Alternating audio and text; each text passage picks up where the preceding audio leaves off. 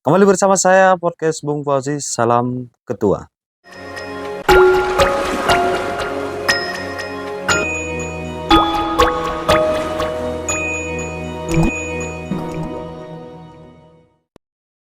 Bagi kawan-kawan yang baru kenal dengan saya, podcast Bung Fauzi, yang baru mendengarkan juga baru menyaksikan podcast saya, eh, yang dimana podcast ini juga membahas tentang banyak hal, dimana juga membahas tentang politik, budaya, ekonomi, kreatif yang berada di Indonesia.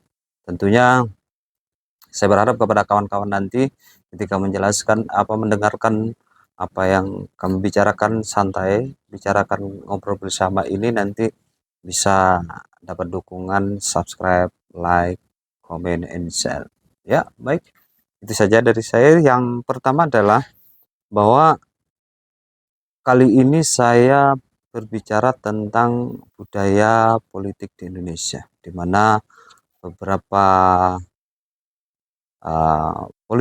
beberapa kondisi yang berada di Indonesia, mulai dari daerah sampai nasional, itu terkait dengan politik hari ini lumayan sangat menarik dan sangat menggugah saya dan kawan saya untuk berbicara tentang budaya politik Indonesia.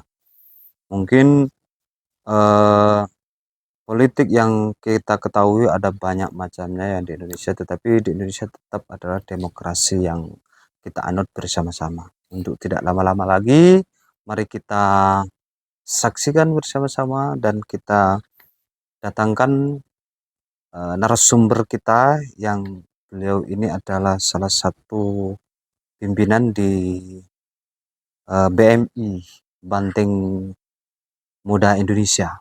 Kepada Mas Baim kami persilakan. Silakan Mas Baim. Mas Baim. Oh, Mas Baim ya. Aslinya bukan Mas Baim. Mas Baim cuma nama samaran aja. Oh. Jadi apa?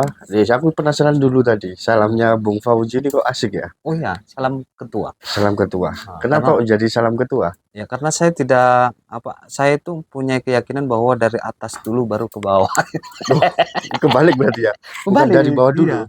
Iya, Berarti sama sistem Korea beda lagi ya? Beda dong. Ini adalah salah satu wujud di mana kita melawan ketidakadilan gitu loh. Ngeri.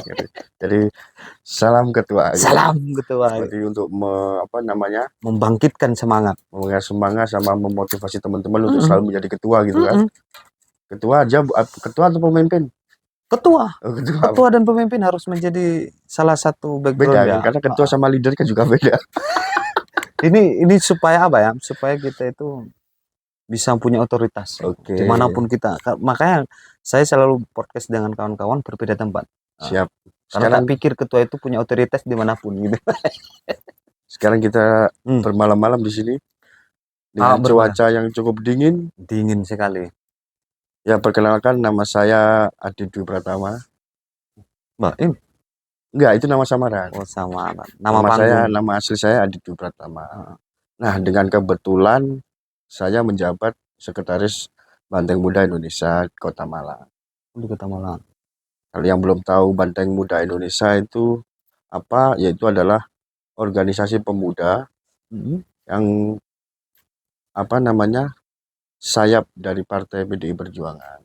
Oh, berarti sayap ya. Bedanya dengan yang satunya apa? Yang kayak Repdem sama, hampir sama. Oh, hampir sama. PDI Perjuangan mempunyai beberapa sayap. Ada Repdem, Taruna Merah Putih, sama Bamusi, dan Banteng Muda. Nah, kebetulan Banteng Muda Indonesia ini yang paling tua, Bung. Tapi kok di antara sayap-sayap yang lain. Bukan yang apa? Repdem. Enggak, yang paling tua malah Banteng Muda Indonesia. Banteng Muda Indonesia dilahirkan 29 Maret tahun 2000. Jadi kalau sekarang berarti udah 24 tahun kan? Udah 24 tahun. Tua, ya? Cukup tua. Nah, dan kiprah Banteng Muda Indonesia di Indonesia juga cukup lumayan besar gitu ya. Untuk mencari pemimpin-pemimpin penerus bangsa itu juga cukup besar. Dan kalau ini tujuan sayap dari Partai PDI Perjuangan yang salah satunya BMI ini lebih fokus kemana? Tujuannya ya tetap satu, membesarkan nama partai. Oh, nama partai. Gimana kita menjaring teman-teman muda-muda yang sedikit apatis atau gimana tentang politik, itu bisa kita rangkul mereka di naungan organisasi kepemudaan seperti Pantai Muda Indonesia, Repdem, dan Orang Merah Putih. Dan mereka mempunyai pasar massa sendiri-sendiri sebenarnya. Tergantung minat dan hobi kita di fashionnya nanti kita mengarah kemana. Jadi misal kalau ada program nih di BMI ada program apa gitu, baru kita bisa menggait ke teman-teman kaula muda untuk gabung. Gimana sih enaknya berorganisasi gitu, gimana sih pentingnya berorganisasi, terus mencari relasi, mencari teman, itu sangat enak kalau teman yang banyak. Iya, jadi kalau dari BMI sendiri itu lebih kepada menggali potensi ya, potensi muda-mudi ya, yang kemudian mau masuk ke sana dijaring dulu untuk kemudian nanti ke partai begitu kira-kira. Ya, bisa begitu bisa. Sama kayak pengkaderan gitu ya. Ya, sama kamu. Kadang kan teman-teman muda kan sama langsung terjun ke partai kan masih mikir. Terus sekarang partai di Indonesia juga kayak gitu semua, Pak. Mempunyai sedikit nilai buruk di mata masyarakat muda atau kawan teman-teman generasi Z, milenial gitu kan. Itu tantangan terbesar kita di situ. Gimana teman-teman muda ini bisa sedikit mengerti tentang politik. Ya, mengerti tentang politik, belajar tentang politik gitu. Oke. Kalau Mas, saya panggil Mas Baim aja lah. Mas Baim aja nggak apa-apa. Kalau Mas Baim yang kita kenal sebagai BMI atau Banteng Muda Indonesia punya kesibukan lain nggak selain di situ? Kesibukan ada sih. Saya mempunyai ada beberapa kerjaan. Ada PT juga, bikin PT konsultan hukum gitu. Orang hukum ya? Sedikit yang nggak, bukan orang hukum juga. Kalau hukum kan saya lawyer. Oh, saya bukan lawyer. Nah, kalau hobi, ini kan bicara tentang Mas Baim dulu lah terkait dengan hobi tadi. apa ya? Hobi dulunya saya lebih ke sepak bola sama volley, futsal gitu. Makanya dulu aku kurus banget, Pak. Aku mulai gemuk ini karena masih beberapa tahun habis nikah itulah. Oh. Dulu tiap hari olahraga. Olahraga bola terus, ya? Bola sama volley. Dan apa ya? Alhamdulillah mendapatkan beberapa sertifikat lah. Jadi kelasnya nasional lah ya? Ya, bisa nasional di bawah dikit atau nasional di atas dikit tuh. Nanti bisa dicari. Baik, bicara tentang hobi sudah menarik sekali karena ada olahraga, tentang kesehatan dan sebagainya. Kalau kita kembali kepada politik di Indonesia, ini kan kebetulan bicara demokrasi di Indonesia seperti apa kira-kira? Kalau ya bisa mewakili BMI lah, bukan hanya karena karena kondisi hari ini seperti ini. Banteng kalah hari ini. Duh, siapa bilang kalah? Oh, tidak kalah, saya pikir. Loh, kita pemenang pemilu, Pak. Oh, pemenang pemilu. Cuma presiden kita kalah. Oh, gitu. siap. Presiden memang kita kalah. Nah, dengar dari situ pemilu kita menang. Meskipun angkanya agak turun. Tapi menang ya posisi di pantai ya. Menang, Pak, kita hat trick, Pak. Oh, hat trick itu 3 kali ya. 3 kali. 3 kali menang. Bicara tentang itu, kita kan lihat kerasa kerusuh politik semacam sekarang ini ada ketua KPU yang kemudian diturunkan, ada demokrasi yang mulai tercemarkan. Salah satunya mungkin berubahnya undang-undang. Itu bagaimana itu menurut dari kawan-kawan BNI sendiri? Undang-undang PKPU ya, PKPU. Apa yang di awal dulu tentang lolosnya batas usia? Oh iya, batas usia. Menurut dia kan juga ada kaitannya dengan budaya kepolitikan kita di Indonesia. Nah, memang lolosnya batas usia itu agak bikin apa ya? Bikin geleng-geleng juga sih. Mana yang benar, mana yang salah juga. Karena keputusan itu sangat mepet banget dengan waktu paslon pendaftaran waktu itu. Yang paslon pendaftaran akhirnya kan jadi polemik. Di dalam negara kan ya? Iya, dalam satu negara menjadi polemik. Nah, makanya kadang orang-orang itu untuk menilai di situ ada kurang sukanya.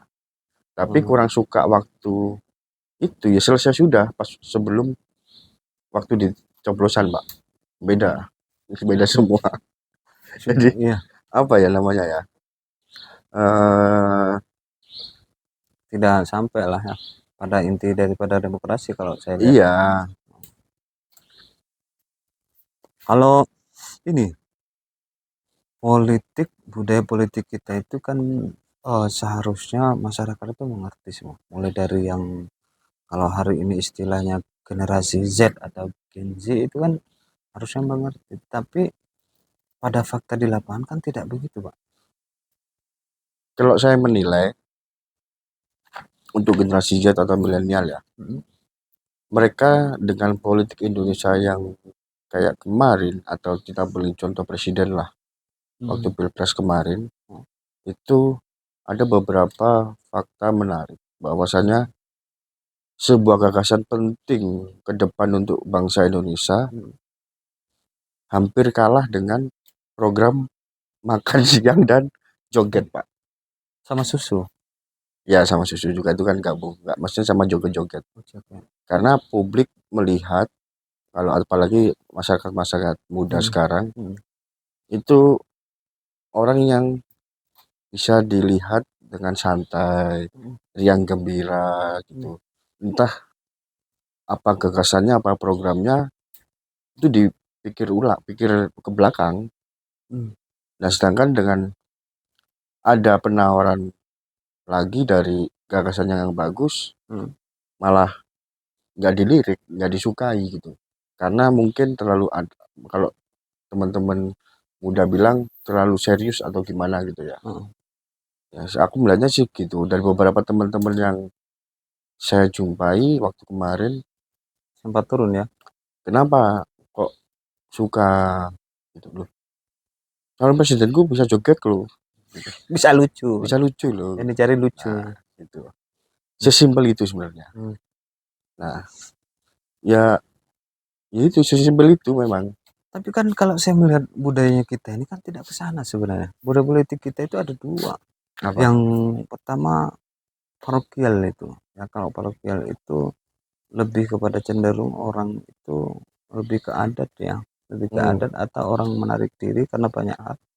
Satu, mereka itu terpencil, terus kemudian rendahnya dalam sisi edukasi atau pendidikannya dalam politik itu sendiri. Itu kan mestinya disadari itu. Mestinya disadari. Kalau yang terakhir yang sebenarnya tidak dipakai hari ini adalah politik yang berkaitan dengan partisipan. Partisipan itu kan ideal sekali berbicara demokrasi kita. Apakah di antara dua itu hari ini yang masuk satu atau dua-duanya masuk gitu? Kalau lihat partisipan kan banyak sekali soal. Banyak partisipan masih ada teman-teman, ada masyarakat masih ada yang berpartisipasi. Tapi untuk politik sekarang sebenarnya sama kayak dulu-dulu, Bung. Kamu mau menang ya lihat dulu isi tasmu kan gitu. Oh harus itu ya. Iya. Sekarang kita ngasih program ke beberapa masyarakat, ada beberapa program di masyarakat itu masih kadang masih kalah di hari H, Pak. Serangan fajar. Serangan fajar. Serangan fajar. Berarti Dan rata-rata semua begitu. Ya kita nggak munafik ya. Memang di lapangan seperti itu. Bung Baim, terima kasih atas kesediaannya untuk bersama saya sebentar. Ini meskipun sedikit dingin, ternyata luar biasa yang disampaikan oleh Bung Baim terkait bagaimana kita melihat konstelasi di lapangan hari ini berkaitan dengan budaya politik di Indonesia, bahkan sampai kepada sisi Gen Z-nya atau Gen Z-nya banyak sekali disampaikan. Seharusnya kita sudah tidak lagi acuh tak acuh terkait dengan politik, karena politik itu adalah bagian daripada kehidupan kita. Negara tanpa politik tidak akan berdiri, kan seperti itu. Bangsa Indonesia juga harus cerdas, terus pemimpin kita juga harus jangan sampai acuh tak acuh ketika sudah jadi, karena uh, jadinya mereka itu atas dasar suara-suara yang diberikan oleh bangsa Indonesia. Bangsa Indonesia ini besar, bangsa Indonesia ini tidak terkalahkan oleh bangsa-bangsa lain. Cukup sekian dari kita. Salam ketua. Salam ketua.